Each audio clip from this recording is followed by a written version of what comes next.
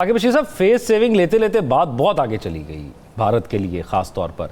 लेकिन जो यूएसए का किरदार है इसके अंदर, माजी में तो वो आ जाता होता था बात करने या बिठाने, इस बार तो उन्होंने बिल्कुल ही साइड पर हो गए हैं। और फिर जो ममालिक कर रहे हैं, ख़ास तौर पर जो सऊदी अरब का वफ्द आया हुआ है, इनकी किस सतह पर मुलाकातें हैं और क्या एक्सपेक्ट किया जा रहा है? मेरा ख्याल है जब ये अभी भारत की जानिब से कोई ऐसा हमला पाकिस्तान पर नहीं किया गया था, पहलगाम वाक़या हो चुका था, तब भी जो सऊदी वज़ीर ख़ारजा हैं या ईरानी वज़ीर ख़ारजा हैं या अमरीकी जो सेक्रेटरी ख़ारजा हैं या उनके वज़ीर ख़ारजा की जानिब से जो राब्ते तो हो रहे थे, अब भी राब्ते हुए हैं। उस दौरान भी हमने देखा कि जो नायब सदर हैं JD वैंस, उन्होंने एक थोड़ा सा मुख्तलिफ उनका स्टेटमेंट आया। इस दौरान वो राब्ते जारी थे,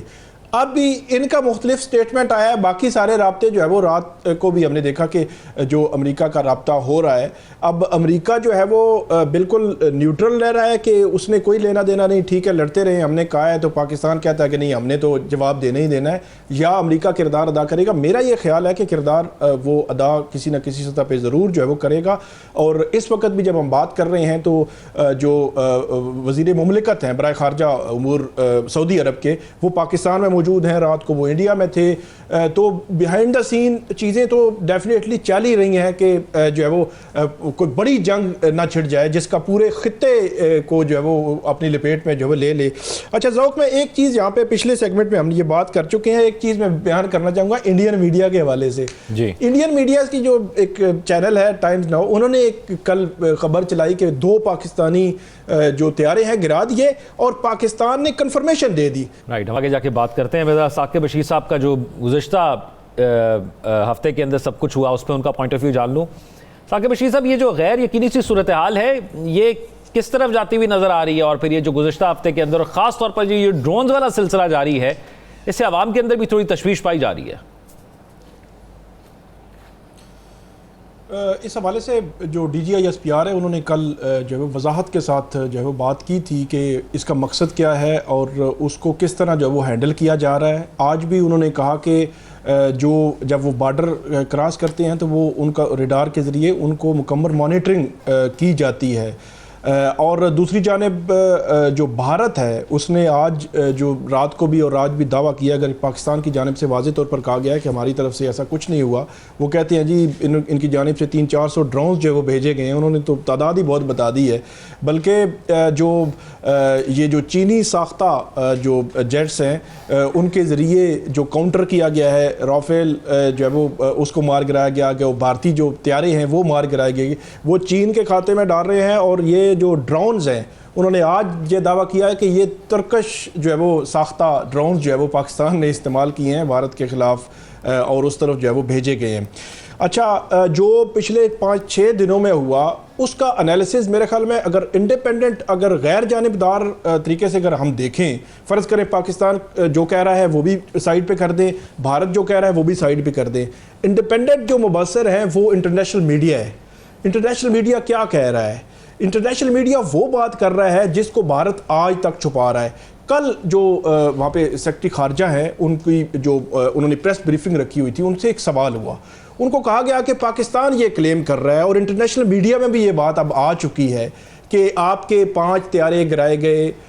और उसमें राफेल भी शामिल हैं, तो इस पे आपका क्या कमेंट है? उन्होंने कहा जी हम अपने एक वक्त जब आएगा तो हम उस पे बात करेंगे। लेकिन दूसरी जानिब अगर आप देखें इंटरनेशनल मीडिया में CNN, रॉयटर्स, टेलीग्राफ की अभी आज जो है वो स्टोरी आई है जिसमें वाज़े तौर पर भारत की इस ये जो ख़ास तौर पर जो ये जो जंग थी ना, वहाँ पे जेट थे, बल्कि एक जो तज्ज़िया पेश किया गया है कि उस रात को 125 जो जेट थे वो फ़िज़ाओं में थे और ये जंग जो है वो जारी थी, जिसमें 80 के करीब भारत के बताए जाते हैं और बाकी जो है पाकिस्तान की तरफ से थे जो उनको जो है काउंटर कर रहे थे। और पाकिस्तान ने एग्जैक्टली उनको हिट किया जो यहाँ हमारी तरफ जो है वो अपना वहाँ पे हिट कर रहे थे, उनको हिट किया और उनको गिराया। और जो राफेल है वहाँ पे जो इसमें फ्रांसीसी इंटेलिजेंस है वो उसकी तस्दीक कर रहे हैं, रॉयटर्स को अमरीकी जो है वो तस्दीक कर रहे हैं, टेलीग्राफ जो है आज उन्होंने पूरा एनालिसिस दिया है कि पूरा जो राफेल गिराने के हवाले से कि भारत पूरी की डॉग कमजोरी फाइट जो है वो सामने बताई आई है। उन्होंने, तो ये वो पाकिस्तान का किरदार है। जी जी जी जी, तो उसमें जो भारत है अब वो उसको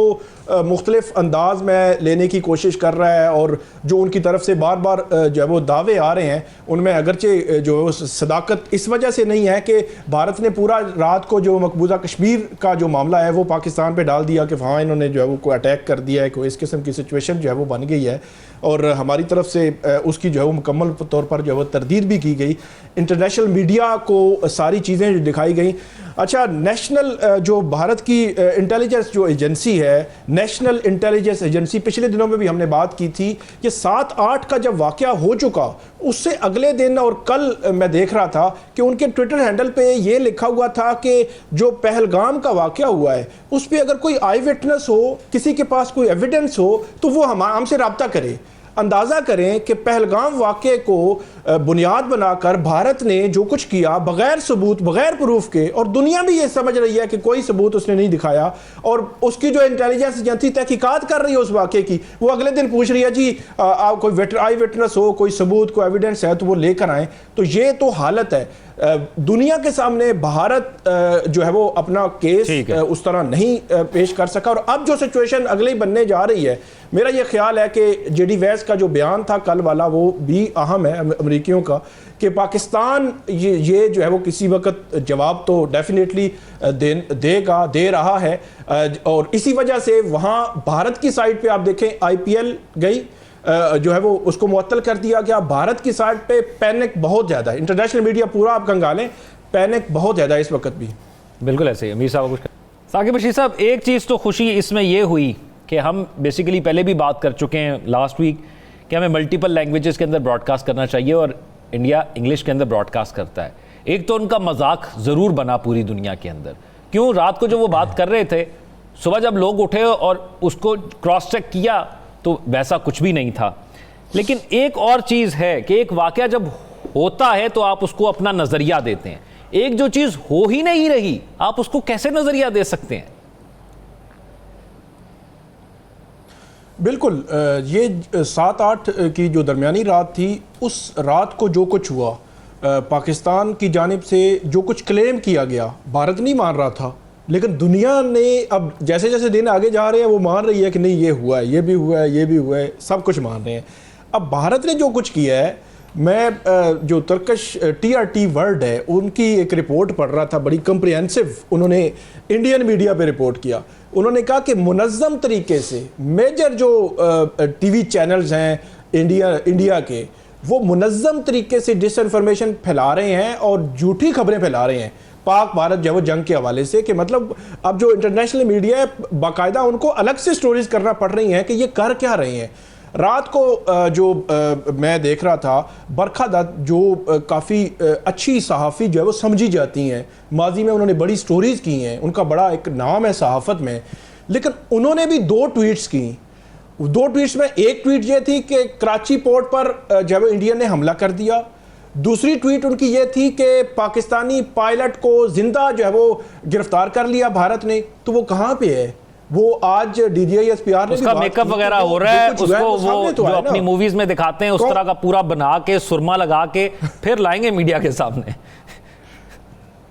जी जी, तो वो मतलब हैरान कौन है ना कि इतनी सीनियर जर्नलिस्ट भी अगर ये काम करेगी तो क्या होगा। अब भारत की जानिब से किया क्या गया है, एक तो जो TV चैनल्स हैं वो प्रॉपर उनको ऐसी लाइन है कि आपने ये इंफॉर्मेशन फैलानी है। अच्छा, भारत के अंदर ये मिस इन्फॉर्मेशन, फेक न्यूज़, इसका जो है वो फैलाई जा रहे हैं, भारतीय अवाम को वो बता रहे हैं, और बाहर से यूट्यूब चैनल्स, इंटरनेशनल जो आउटलेट्स हैं, जो ऑर्गेनाइजेशंस हैं मीडिया के रिलेटेड, वो इसके अलावा 8,000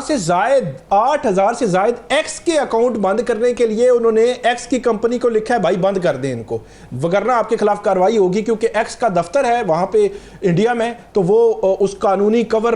उसमें रहते हुए उनको बंद करना ही करने हैं। तो वो रात को लिख रहे थे कि हमने भारतीय हुकूमत को कहा है कि आप कुछ इनके अकाउंट्स आप बंद करने का कह रहे हैं, इन्होंने किया क्या है, कहाँ पर वायलेशन की है, हम ये तो नहीं कर सकते सेंसरशिप करें या कोई इस किस्म का काम करें, लेकिन उन्होंने कहा कि हम मजबूर हैं क्योंकि भारत के अंदर इनको जो है बंद करना पड़ेगा। भारत में एक जो यूट्यूब चैनल है दी वायर, उसमें बड़ी अच्छी डिबेट हो रही थी दोनों साइड से, जो इंटेलेक्चुअल्स हैं वो बैठ के डिबेट कर रहे थे। अच्छा, उसको ब्लॉक उन्होंने कर दिया है। उनका